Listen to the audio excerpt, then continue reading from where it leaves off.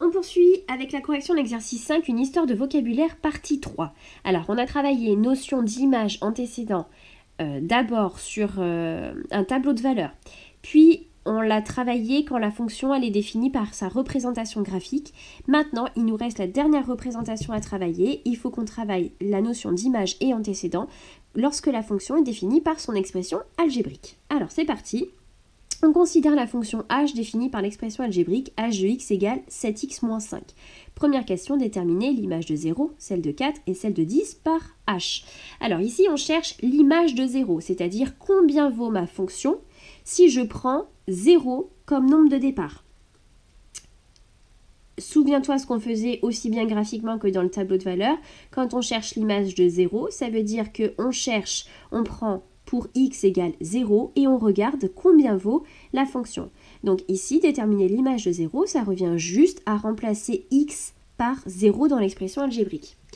h de 0, pour calculer h de 0, on remplace donc x par 0 dans l'expression algébrique. On n'oublie pas que 7x, ça signifie 7 fois x. Donc ici, pour x égale 0, on fait 7 fois 0, moins 5, qui fait moins 5. Donc, moins 5 est l'image de 0 par la fonction h. Ensuite, image de 4. Image de 4, on va calculer, donc on va prendre x égale 4 et on va regarder combien vaut ma fonction pour x égale 4. On calcule donc h de 4.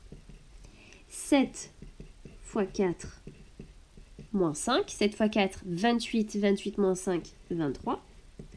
Et enfin, image de 10, il faut calculer h de 10 et on remplace x par 10 dans l'expression algébrique.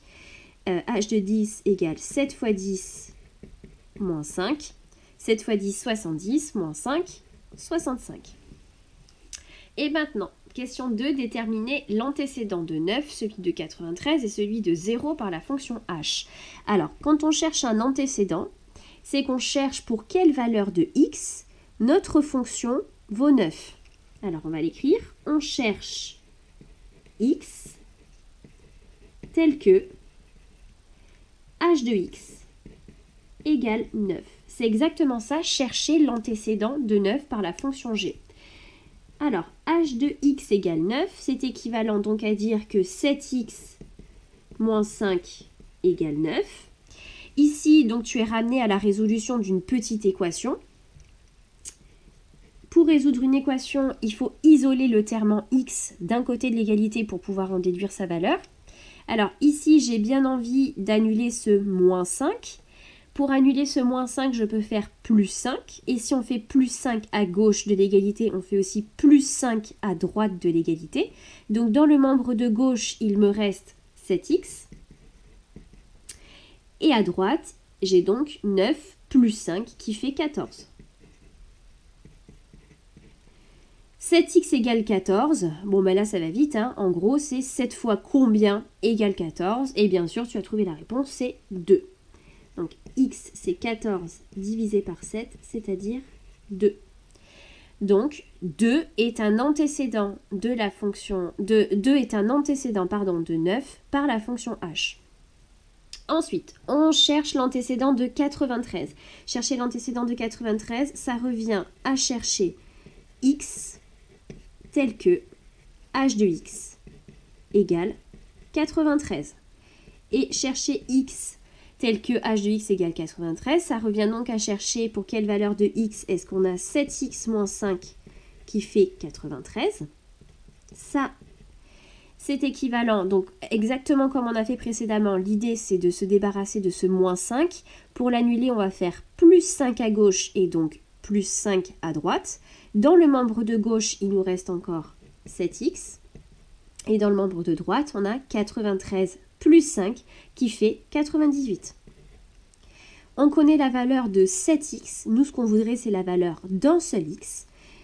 On va donc ici diviser par 7 à gauche et diviser donc par 7 aussi à droite.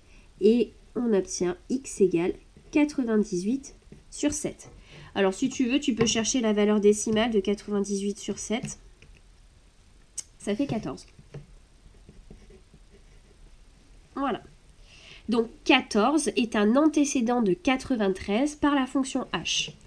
Et enfin, on cherche l'antécédent de 0 par la fonction h. Donc encore une fois, on cherche pour quelle valeur de x notre fonction h de x vaut 0.